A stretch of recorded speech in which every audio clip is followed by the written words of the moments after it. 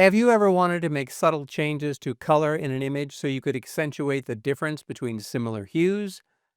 Or modify a specific color so it blends better with the rest of the subject? Hi, I'm Seán Duggan from Adobe Learn. In this tutorial, I'll show you how to use the color variance control in Lightroom to enhance and modify specific colors in your photos.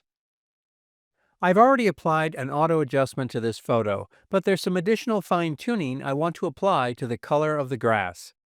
Color Variance is a new slider that has been added to the point color controls. So I'll open the color panel on the right, and then I'll click on Point Color. At the moment, everything is grayed out because I have not selected a color.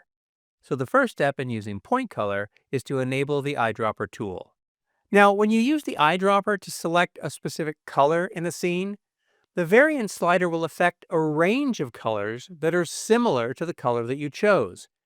You can make the variance or the difference between those colors more noticeable, or you can adjust that range of colors to make them more alike. If I move the eyedropper over the grasses, we can see that there are some very dark yellowish browns, as well as some much lighter variants of that color. The objective with this tool is to select an area that's in the middle between the darkest and the lightest variant of that color. This area looks good, so I'll click to select it. Over in the Point Color panel, you can see the color that I chose is indicated in a color field. Now this panel provides several ways that you can modify color. You can shift the hue, the saturation, and the luminance or the brightness. And once you've made an adjustment, you can even fine-tune the exact range of colors that are being affected. For this tutorial, we're going to focus mainly on the variance slider. If I move the variance slider to the left, the colors in the grasses become more alike. And since there's a similar range of colors in the trees, they're affected as well. If I move the slider to the right, this increases the contrast between the selected range of color, and the differences between the colors becomes more noticeable. Now, if you like the effect on the grasses, but felt that it was a bit too much on the trees, the way to handle that would be to apply color variance using a mask. And this is how I like to use it because it gives me much more control over what parts of the scene are affected. Let's check that out. In some landscape photos, especially if you've used a polarizing filter, there may be an uneven quality to the blue color in the sky. And we can see that in this view of Mount Washington that I photographed in Oregon's Cascade Range. Now this can also be caused by the position of the sun in relation to how you frame the scene, but whatever the cause, if you want to even out the blue in the sky, the variance slider in Point Color can help with that. I'll click the masking icon on the right and choose Sky to have Lightroom create an AI-generated mask for just the sky. I'll go down to the Point Color panel, grab the eyedropper, and again I want to choose a color that's roughly midway between the darkest and the lightest blue in the sky. Something like that. Now since my goal is to even out the blue in the sky, I don't want to move the slider to the right because that will increase the color contrast. But if I move it to the left, then the blue color is harmonized, and the result is a smoother and more even color in the sky. And for this scene, I might move the luminance slider to the left to slightly darken the sky and maybe increase the saturation a bit.